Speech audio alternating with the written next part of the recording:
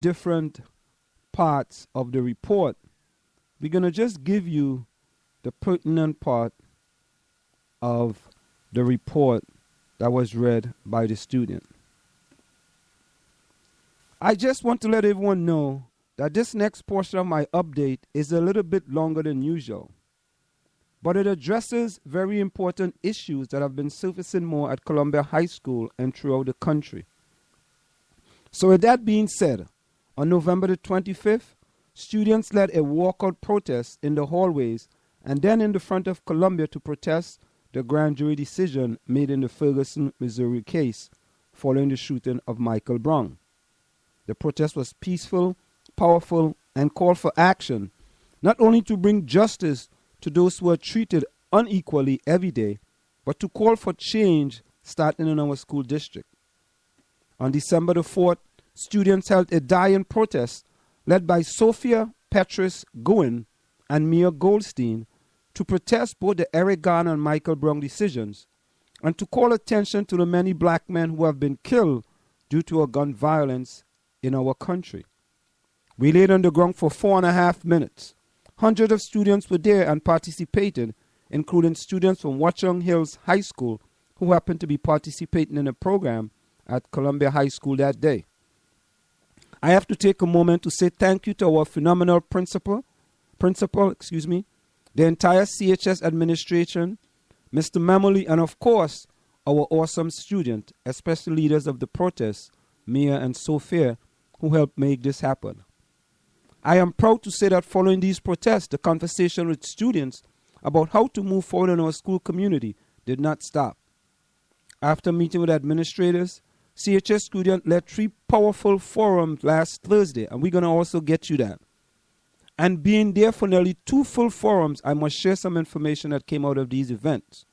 I think it will be helpful to us as a district trying to address many issues regarding race, treatment, and service of our students to acknowledge what was said. So in a packed black box theater on one of the many things addressed from this forum was how we are going to have a discussion, not about the past events, but how race pertains to Columbia today. One of the questions asked was, how diverse are we? And you know, I have been asking that question on the South Orange Maple online radio experience ever since we came on the air. And you know, I got some flack for it. Now here are the students. It took the killings of 2 young black men in different communities in order for us to really and truly start to ask that question, how diverse are we?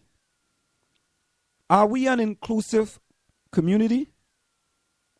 Are we liberal, as some might suggest? Many people came forward with different opinions on this. Race isn't the only thing that makes us diverse, students said. Diversity is seen in so many different aspects of the school. We acknowledge together that we need to work to create dialogue, and it's okay to diverge from the status quo to share different opinions and allow people to do so openly and understandably. This has unfortunately not always been our environment at Columbia. A huge issue that was raised during this time was how, in many ways, we are all affected and hurt by the biases and prejudices that exist within our society and our schools. We must work to change that. One way that we can start is by addressing how we at times self-segregate and allow self-segregation to persist within the climate at Columbia High School. Many raise the concern over the leveling system and simply feeling as if they are trapped in lower level classes. It is so easy to move down a level, some might say, but it can be very difficult to move up. And again, we go with the discussion, the crabs in the barrel syndrome, and I have been saying that over and over and over. What is the statistics in this community that we have as far as kids moving from a lower level to a higher level and kids moving from a higher level to lower level. I will surmise to say that the statistics of kids moving up will be, I want to guess. I'm taking a wild guess. I don't guess. I like to deal with facts, under 5%.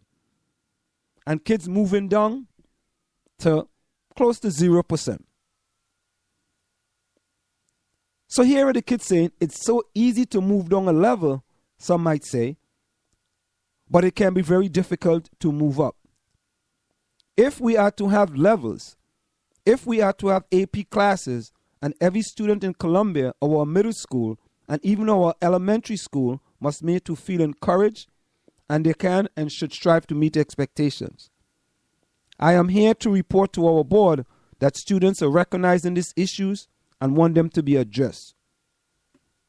Listen carefully. Too long have many African American students, this is not Anselm saying this now, this is the young lady as a representative to the Board of Education and from the forum that the students had.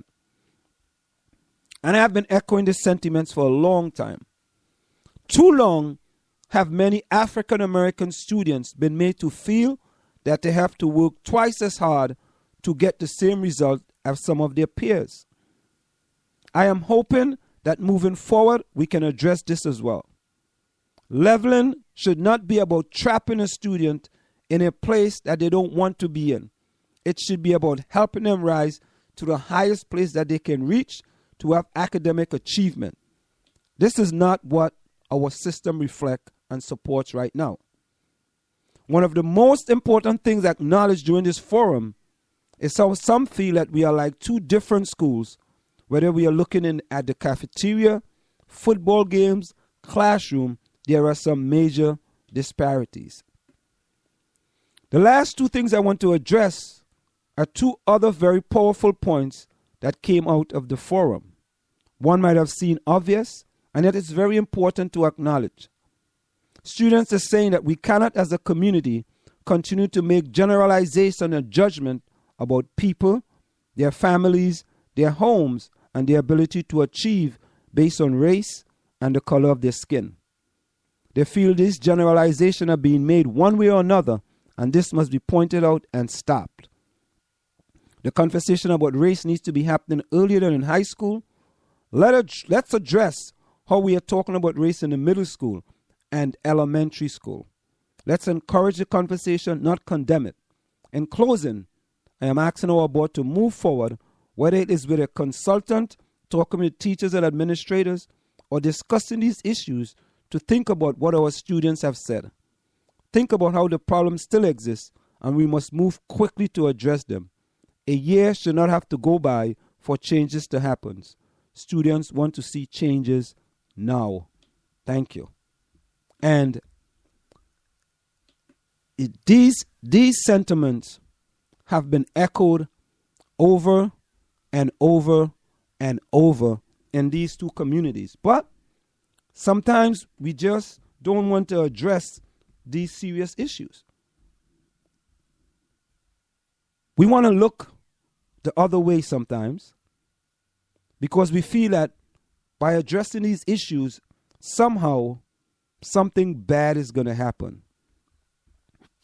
And I'm going to do it again. This is something that I have been playing over and over and over. And here we have the students from Columbia High School coming out and making some of the coming to some of the same conclusions. Take a listen.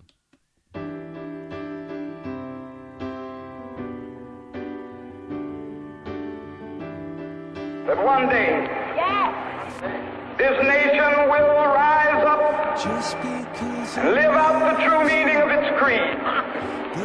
We hold these truths to be self-evident, that all men are created equal. Segregated schools were and are inferior schools. We still haven't fixed them 50 years after Brown versus Board of Education. And the inferior education they provided, then and now, helps explain the pervasive achievement gap between today's black and white students. I have a dream that one day, down in Alabama, with its vicious racists, with its governor having his lips dripping with the words of interposition and nullification, one day right there in Alabama, little black boys and black girls will be able to join hands with little white boys and white girls as sisters and brothers. I have a dream for this. When we take those tests, even when black and Latino students score at the top of the distribution, so even when black and Latino students do very well using the biased and absurd indicators that we use in this country, they're still 40% less likely to be put into an advanced placement class or an honors class in high school than white students who scored in the middle of the distribution. So you have average white students, according to this criteria, and of course the criteria is bogus, but understand it's the one we use. Using this criteria, white students who are merely average are still more likely to have advanced or accelerated classes once they get to high school. Now what does that mean? It means that those students are going to get more prepared for the SAT, right? They're going to get more prepared for the ACT, they're going to take the test, and they're going to do better. And we're going to act shocked when people of color do worse on a test that they were systemically excluded from preparing for.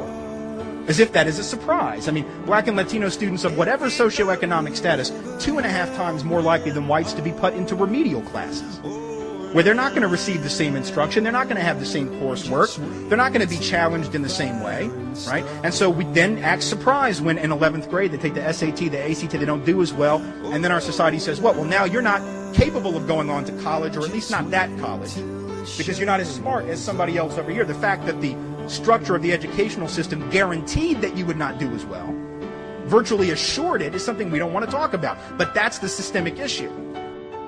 To me, our achievement gap is largely a function of institutional racism. It's largely a function of how we do education.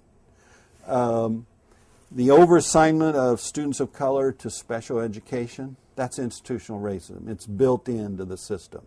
Institutional racism is where there's a set of assumptions, behaviors, procedures, ways of doing things that are just commonly accepted that everybody kind of participates in, but they have these inequitable results by race. Overassignment of students to special ed, students of color to special ed. Overassignment of your least experienced, least trained, least educated, most alternatively educated teachers to the kids, to students of color.